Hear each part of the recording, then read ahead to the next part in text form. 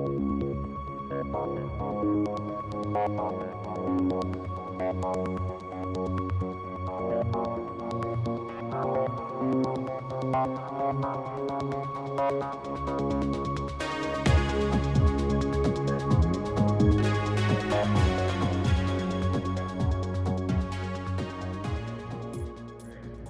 guys, welcome back to Renee Music. Today we have a special guest. Fred Jackson's in the house. Thank y'all. Renee's drummer. We're so excited. How you doing today? All right. Yeah, we're good. We're fabulous. I know you're in a different position. I know, I'm in a different so spot today. Like, It's a little overwhelming today. He's like, see how this works. How are you? Right? Hello. I don't want to keep rolling with it. All right, so I'm gonna be honest. I've never actually talked to you about your side of the music. Yeah. So this is Yeah. So, because all I've heard is Renee say that Fred approached you about being your drummer.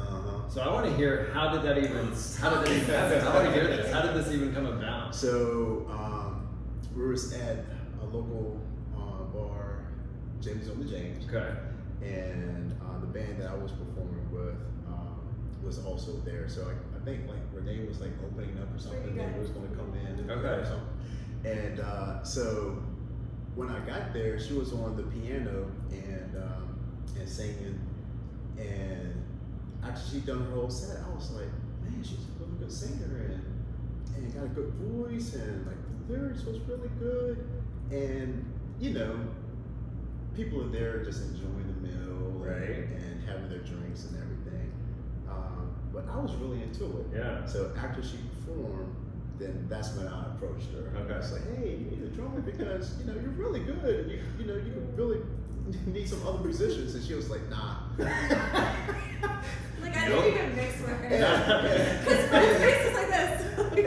And so I was kind of shocked, like, oh, okay. And Nice to meet you too. you know, and then she was like, well, you know, I'm solo. If I get a band, then it's just the whole liability. Like if they're going to be dependable, and I was like, I get it, but you know, I'm like, I'm dependable. You know what I'm saying? Like I'm going to be there. I'm going to show up, but we can put. You don't want a band?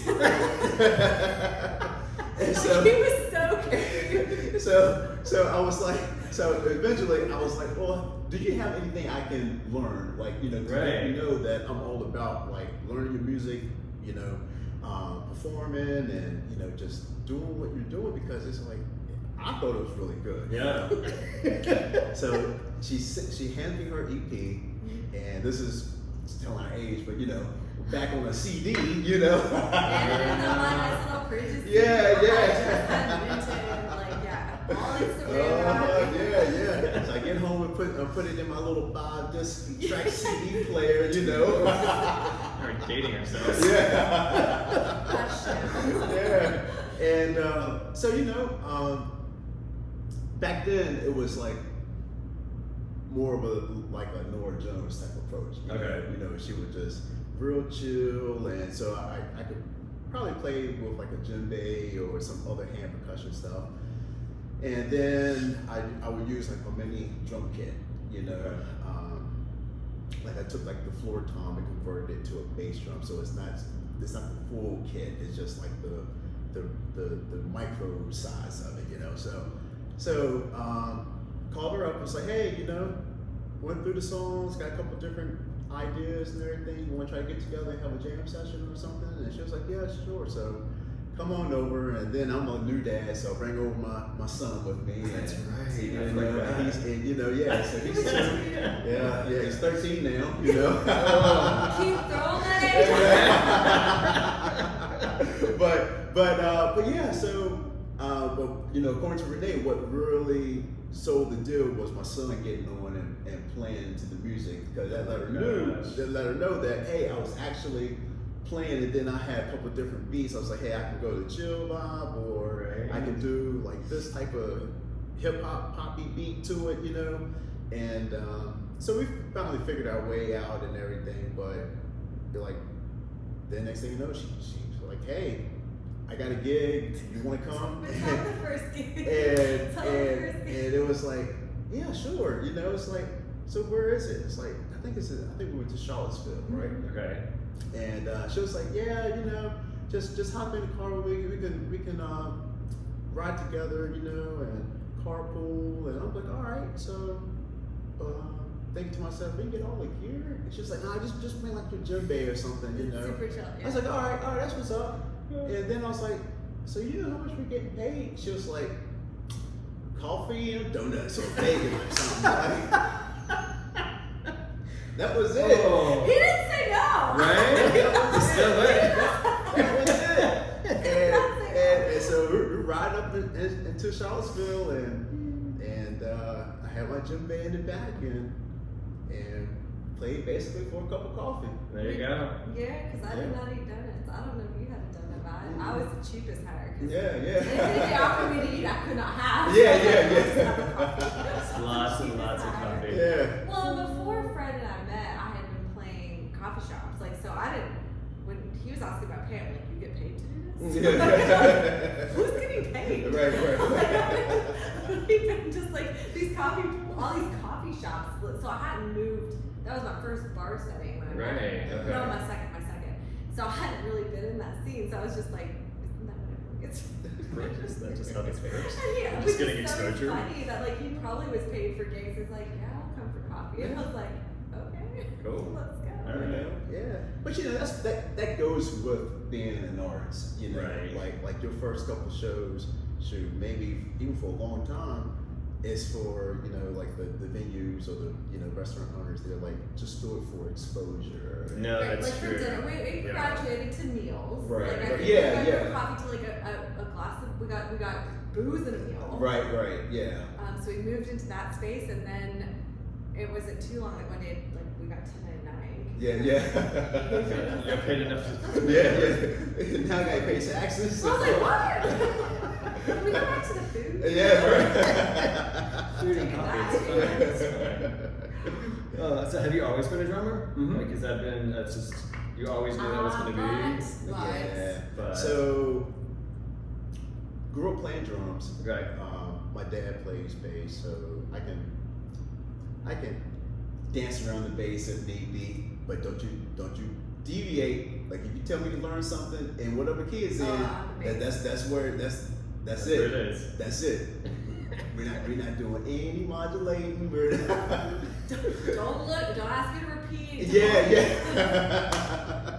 Don't ask me to play a song that you didn't give me to prepare. You know. Don't throw a key at me. I'm not gonna know how to play it. Yeah, exactly. Because you know, self-taught. Right. You know? Okay.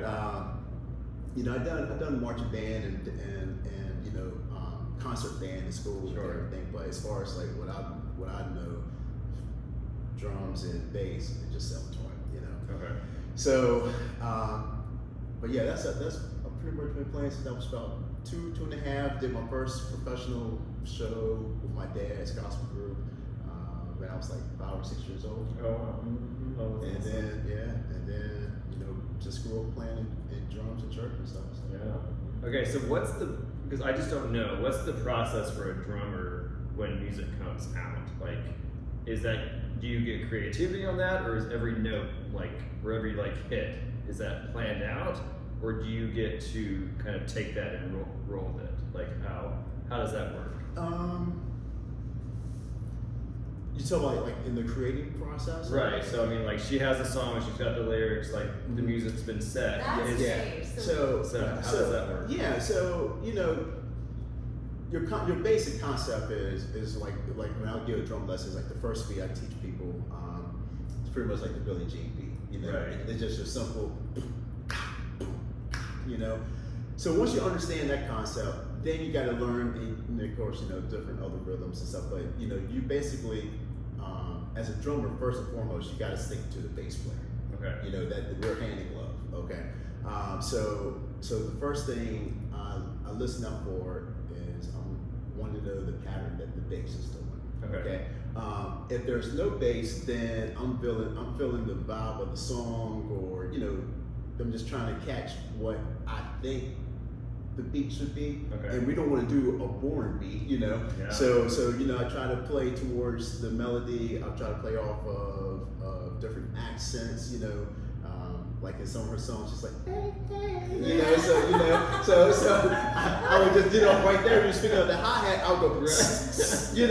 like joining in. Yeah, so I'm trying to, I try to play, and if I can catch like a phrase or certain accents with the words and the melodies, then I will catch that. But just, but again, first and foremost for me is what that bass player doing. Okay. Let me lock you in with the bass player. The kick drum and the bass, we gotta be locked in together. Yeah. But if we go back to the original stuff when he and I first met, I didn't have a bass player. I ran bass on my left hand, and it was basically like quarter notes. Yeah. So there was like literally nothing exciting for him. So how did you make that interesting? Well, honestly, your left hand was so strong. Like a lot of people will come up and they'll be like looking at our equipment because they'll just see a piano and then they'll see like a little mini drum set and they're like, so where's the bass player? Like, where's the bass coming in? And it's like that's Renee's left hand. And I was not doing anything fancy. Yeah. But I'm just holding the low. But that's what gave me, because she wasn't doing anything fancy, that gave me plenty of room to try to enhance what she was doing and to make it kind of interesting. And I think we did very well with that.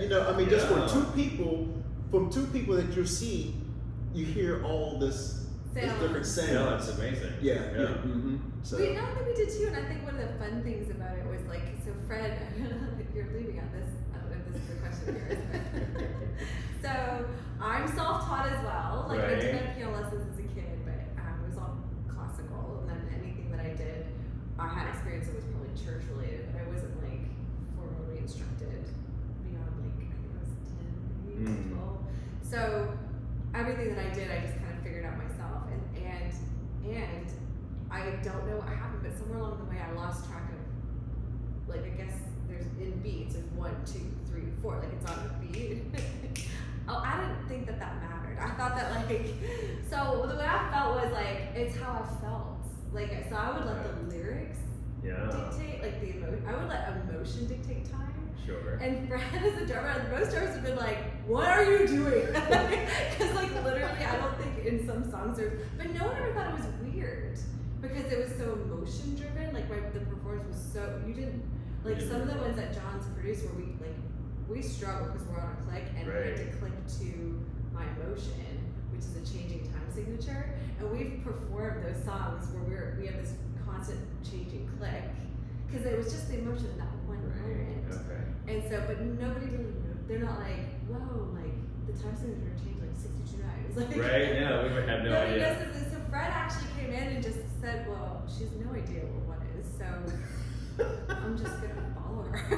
So he had to learn to follow, like, he would literally watch me, because he would know, like, I would hold a note as long as I felt like holding a note. Right. I mean, my breath ran out, like, and then I would he literally I think, am I wrong? Like, I feel like he was watching me take my next breath to know when he had to come in. Come back in. How else do you do? So a lot of me following is from church. Okay. That's what church is. That's what it is. Yeah. You never know who is going to get asked to sing. In church, there is a lot of musicians, but there's only but so many musicians available at one time because you're playing from other churches. You just you leave church service and then you got to go to a second church service. So sometimes they might be like, hey, is there a drummer in the audience that can just back up the choir? And I might be like, so here I am at XYZ Baptist Church. Just trying to get your Sunday and I'm like, all right, so he's like, so I'm just going to watch, and I'll follow the keyboard player, or we'll follow the lead singer, and just made it happen. So I'm grateful for those opportunities back then, because in my adulthood, and then being able to get those phone calls like, hey, can you fill in for this and fill in for that? Sometimes I feel like, man, that's a lot of pressure, being thrown to me. But at the same time, with Renee, I knew that she wasn't the only one. like, but it's all right. It's all good. Why? Because again, just think about it. It was that Nora Jones era where it was a lot of real chill, and you know, so I would just let her do her thing, and then I'll catch her, and I'm not even playing with like drumsticks. I'm playing like with brushes and you know, a djembe, some shakers, and you know, I'm just really just trying to. It was almost like, think of like MTV Unplugged back in the day. Yes. You They know? shook us and just stripped us down. Yeah, you know. She'll come out and play with her acoustic guitar, you know. So I was like, oh, let me get the djembe for this, you know. Yeah, those two are really yeah. But when she when she got off on the one, okay, that's no problem. Why? Because there's songs that's like in 7/4, you know. So you know, so when I heard her do the hiccup, then I just hiccuped with her and kept kept that train moving, you know. And it like she's back, like it'd be like, oh, she's back. Yeah. He let me go off, and so like he just said he'd be waiting. I'll like come back. I mean, it wasn't like I completely stopped, you know. There was no dead air, but you know, but I didn't. There was no emphasis on one, you know. So if she just kept on doing her thing, and I'm just, you know, I was just holding it out, and so then I'm getting busy, you know. So now we got to sub out drummers and everything, and so then she's like, Fred, why you didn't tell me? I didn't know where one was, because all the other drummers are really like, Renee, what are you doing? You gotta come Did you in hear his on one. Renee voice, by the way? Fred. This is 12 years in the making, so you know it's fine. You didn't tell me I wasn't on one. Yeah, I'm like, it's your song, you know. I'm the one that asked you if I could play. Yeah, I felt like he didn't know that. She didn't even want me. Yeah. You know, but you know, that's the beauty of music. You know, it's not like you have to do it this way. Right. You know, if you like, again, there are plenty of songs out there that are in odd time signatures. You know, the thing that I like is when it's an odd time signature, but to us, to everyone that's in the audience, it feels like it's a 4/4. It feels like it feels normal. I love trying to make that happen, you know, and that's what I was trying to do. And he did And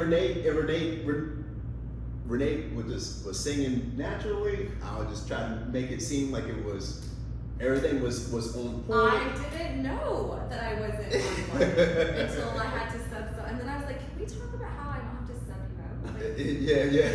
how do we have that conversation? Yeah. But now look, you know, now you know where one is at. Oh, I know where one is. I can choose to be on one. I can choose not to be on one. Don't smash. But we still do it without one. But no, I know. I mean, like there are songs that we performed Saturday that still doesn't have it, but you wouldn't know because. Okay, I'll give you a hint. So when you see me doing like long dramatic drum fills, like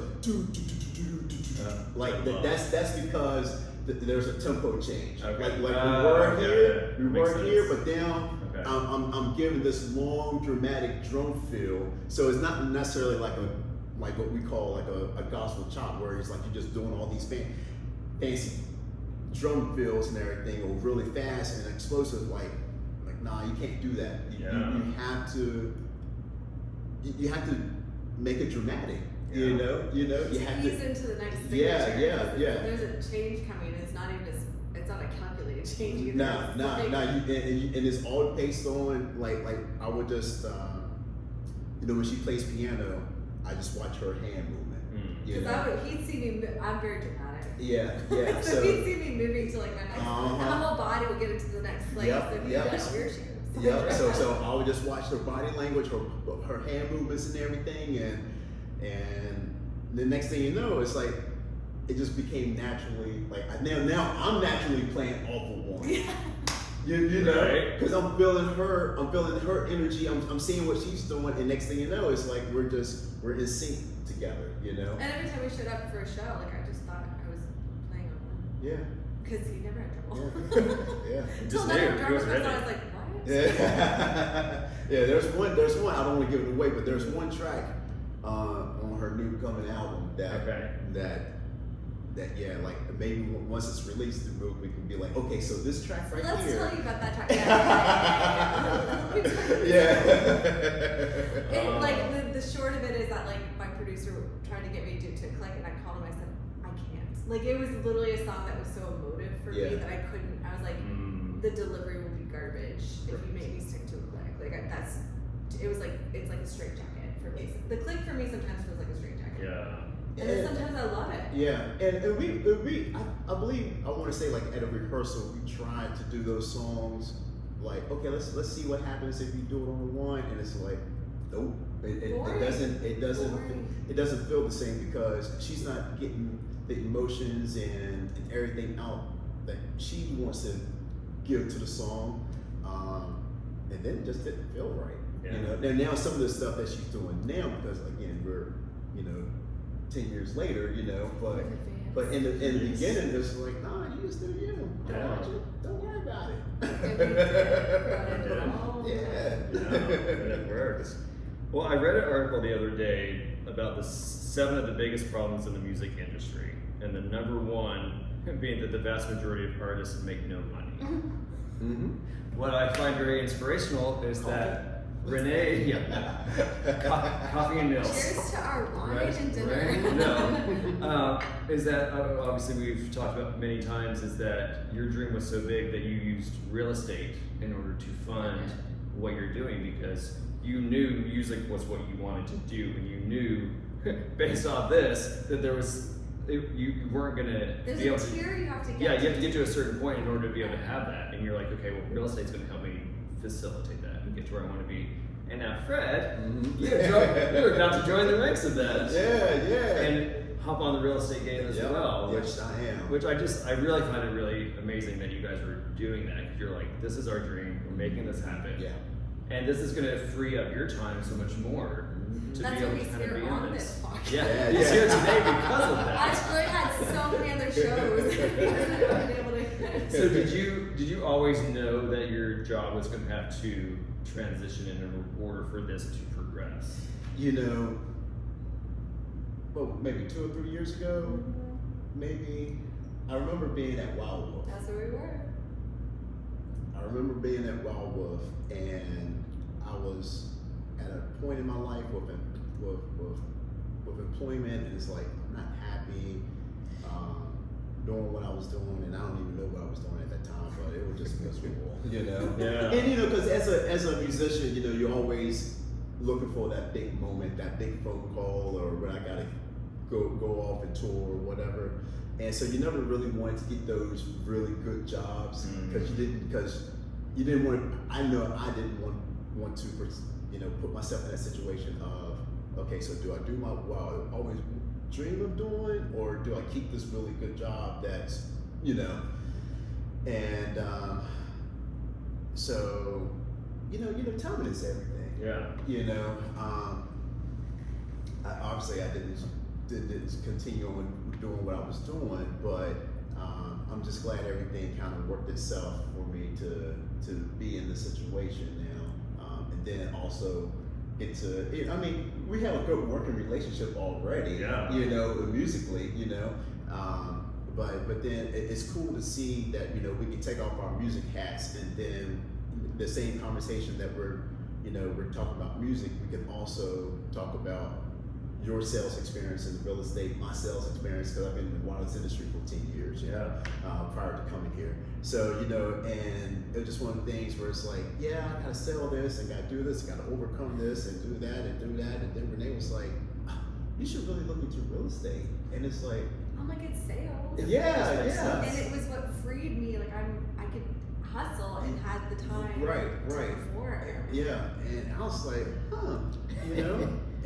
but I do know that I've always kind of had interest in real estate. Even like when I was in college, I always was interested in,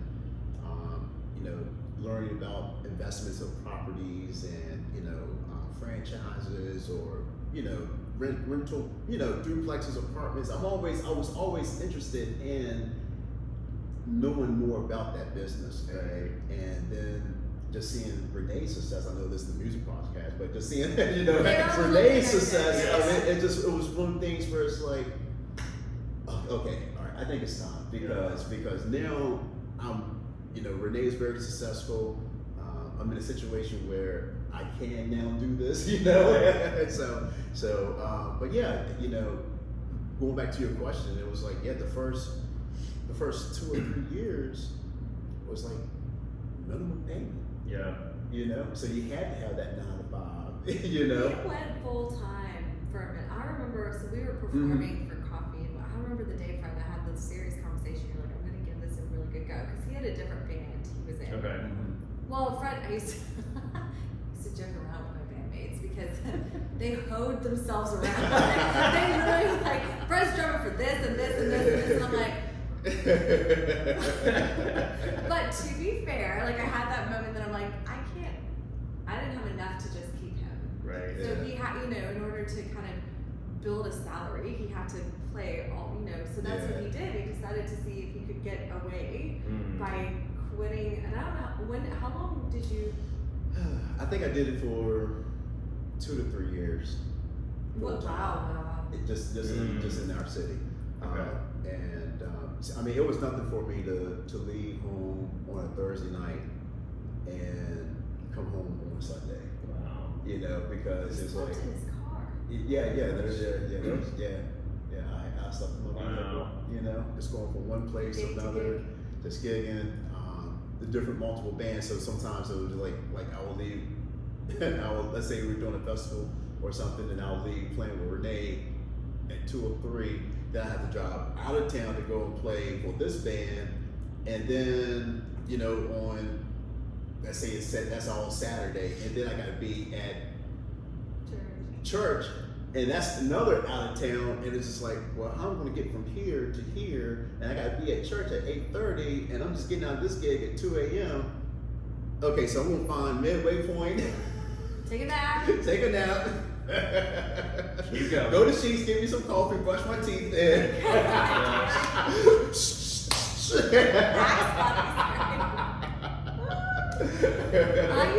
remember how very seriously he had that. He said, I'm going to give this a go. And I really commended him because I thought it through. I was like, I could just never do that. But Right. I always told Fred too, like, I was me. Like, I had no other opportunity to make other money in music because it was Renee with music. Like, I can't go sing with another band. Right. It was me. And I was realizing that I had to just own that, like, if I'm going to make this, I have to do this by myself. And whoever's going to come along will come along. And, like, there was a year or two that a year that I think I just played with Matthew. And we didn't even play together for like a year. Yeah.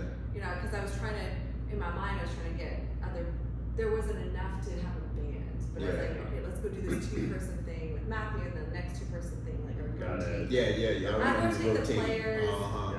just to keep us kind of, so that when we got a call for all of us, we weren't out of touch with. Yeah. So there was like method to my madness, but yeah, it was definitely like a lot of years. And I realized at the end of it all, and maybe Fred will agree, but you get through enough of those years where you're hustling that hard and you're thinking, is it because the right person's gonna walk in the door, or the right, like, I don't know what we were waiting for, but it was it's magic. And when magic didn't happen, you're like, well, I'm just gonna have to make magic myself. Yeah. And I know that it was probably a year before the pandemic, and Fred and I had that exact discussion. We're like, the definition of insanity is doing the same thing over and over and thinking it's gonna be different. And we're like, we have done this. Like, there's not a bar we haven't played in, there's not a coffee shop we haven't played in. Where are we going with this? Right. And it was like, and that conversation for me wasn't, I want to quit. I don't think you felt that way. I was just like, we want more. I needed something had to This happen. isn't getting. Yeah, that was right before the pandemic. Yeah. Well, I mean, and again, another one of the 7 things is that music has become all about the visuals. We were talking last week about sync and just all the different components of that, and also just the fact that artists are really having to do everything. Yeah, you're not Like, just writing a song. Yeah, like you can't just be a singer, you Better can't make just that be a music drummer. video. You know, like everything is online, everything is visual. What would you say gets you the most excited thinking about, obviously going on tour and all the different elements of the visual, like what gets you the most excited about thinking about going on tour? I think the most excitement, because I've been on tour years ago, but I think at this time I'm most excited is because I know it's going to be done the right way this time. You know what I'm saying? Like we're not doing the college tour. Yeah. We were like in my 20s. We're still considered like babies. In the industry, and just going off of people's words and their promises, and then at the end of the night, it's like I didn't say that. And then it's like, well, how? Okay, so we're gonna have to dissolve this thing because it's not working. But I just think again at this time it's just like I believe everything is gonna work out the way it should be. It's gonna be legit. It's gonna be contracts. It's gonna be actual labels. It's right. I'm excited that it's like we put the hard work in for a real opportunity now. And then still developing our own personal brand and everything, as me as a drummer, and still sometimes I still give lessons every now and then, but it's just or I'm either working with I'm in conversations with other drummers, we're sharing ideas and equipment and we can talk about equipment all day long with other drummers and stuff, but just building that, just having that network of musicians and other drummers that's encouraging. It's like, yes, great, because they seen the hard work and the focus and the dedication, or sometimes they notice, I've seen that you're not playing as much as lately, so what's going on? It's like, but you always talk about you getting new gear, but you're really not, because it's like my focus has changed. Right. I'm not so worried about playing with everyone. Now it's like, all right, let's just focus on this opportunity right here. This is nothing wrong with playing covers, nothing wrong with playing other people's music, but it's only going to take you but so far. Right. So I can't even post a cover song without saying I don't own the copyright. So I'm getting tired of it. So it's like, well, let's just focus on the true artists. Yeah. Like let me focus on the ones who got their original songs, who are looking for, a drummer or people in bands. I put so many. Look, I'm not a great drummer. I will put another drummer on in a heartbeat. That's just what I do. Like, you looking for a straight ahead jazz drummer? Let me call my man. Yeah, hey man, what you doing? Hey, I got called for this gig, but I'm not the guy for it. You available? I will give this to you. But yeah, that's what I'm really excited about. Yeah. Well, because you guys have a pretty big wheelhouse of songs to go with now. Like in terms of going on tour, because now you're working on the third album. We're finishing up the second. Finishing up the second. So a friend and I are talking about a side project. Oh. Yeah. Because we don't got nothing else to do. Right. Hey, let's add this today. But the nice part about this is the fact that most people go on tour with just their first album. The freshman, yeah. And now you guys already have a second one that you're finishing up, so going on tour, you guys have really established what you're doing as far as that goes, which is really exciting. Yeah, it's so exciting. We're actually gonna start releasing some stuff. So we got 2 songs that we're gonna release, so maybe that should be the next podcast. There you go. Those 2 songs, we're gonna get That's those right. pushed. But Well, and now, again, now that you've changed your career, now you have a little bit more time, you guys have actually been twitching during the week as well. So that people, right? We've turned it into a verb, twitching. Because we're live streaming on Twitch, a couple times a week now in the afternoons, and just kind of a couple Facebook songs. and but just to kind of keep, it's cool. What I envisioned when I decided to get an office space, because the brokerage I'm in doesn't require an office space, but I thought it'd be really cool to have a place where like I could have office and then also like throw some gear, because we don't have time to set up, turn out. I mean, there's just no time. And so like the very back, we just threw some gear in, and so we, we're working, and then just be like, hey, you got 30? Yeah, right. Let's do 2-3 songs real quick, throw up a camera, you record, and we're off. So yeah, it's been fun. Yeah. That's awesome. So then do you see your role extending beyond being a drummer as this like progresses through? We all wear a lot of hats in this world that we're in. Part of my life. You're gonna wear a lot of hats. You know, I can see my role extending beyond just the drummer because you know I do have a minor in the music industry, like on the business side. Oh, that's cool. So, and even when I was on tour, you know, it was not like I was like a tour manager, but I definitely was a part of the logistics. Like, okay, we need to go from A to B to C, so we're gonna map this thing out. So we're not going from you know, we're going like this. Right. And okay, so here are the hotels that we're gonna stay in, and you know, it's like, all right, guys, like, hey, we're gonna have to drive 6 hours before we take a nap. You know what I'm saying? You know, and you know, just figure out like when we had a rotating schedule, so that way it wasn't like one person driving. Right. You know, but I enjoy thinking about these things, or you know, what I always tell Renee, put my degree to use or something. You know.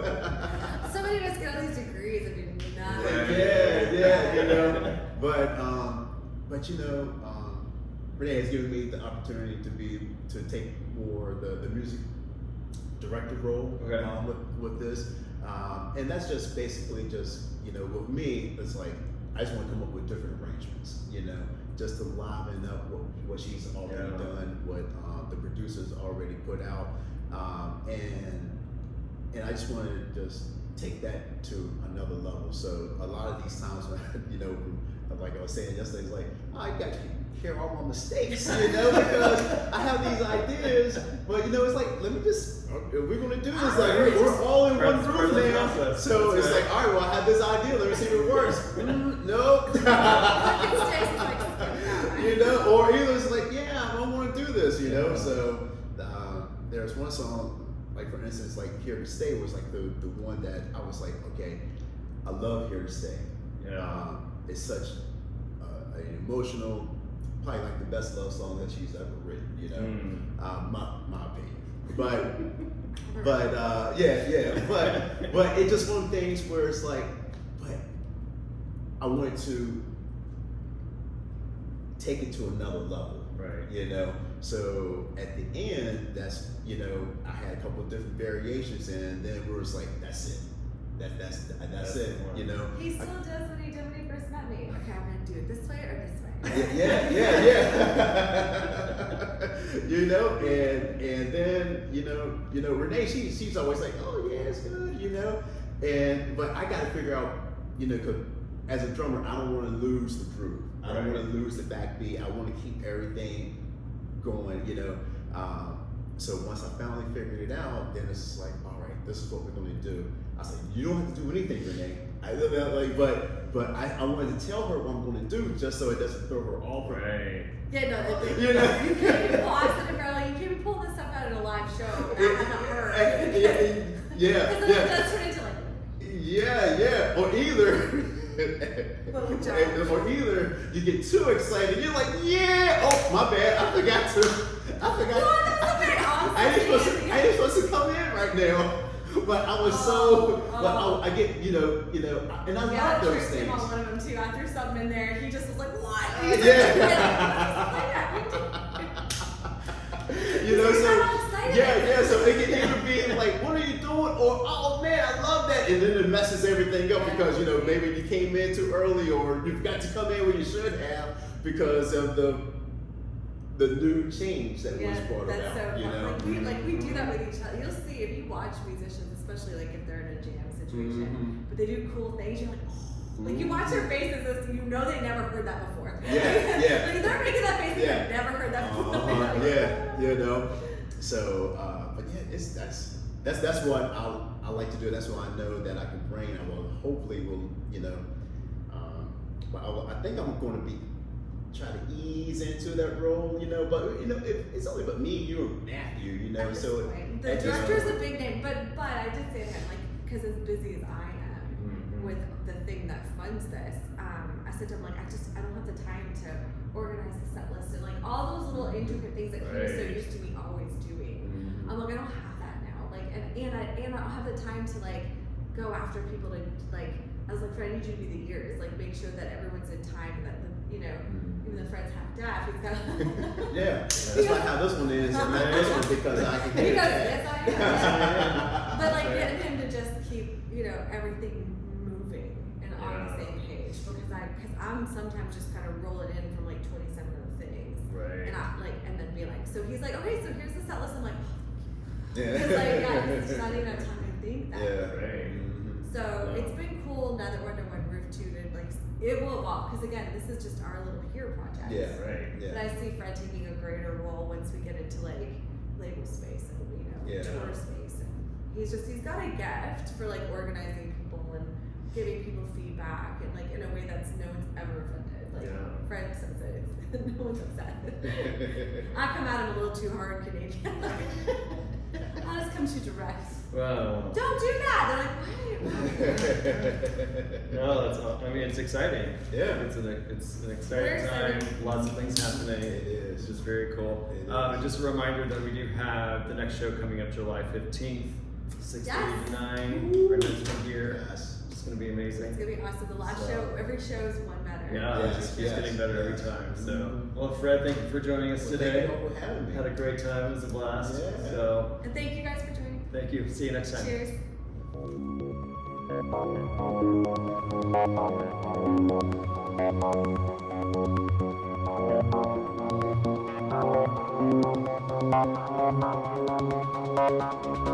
Thank you.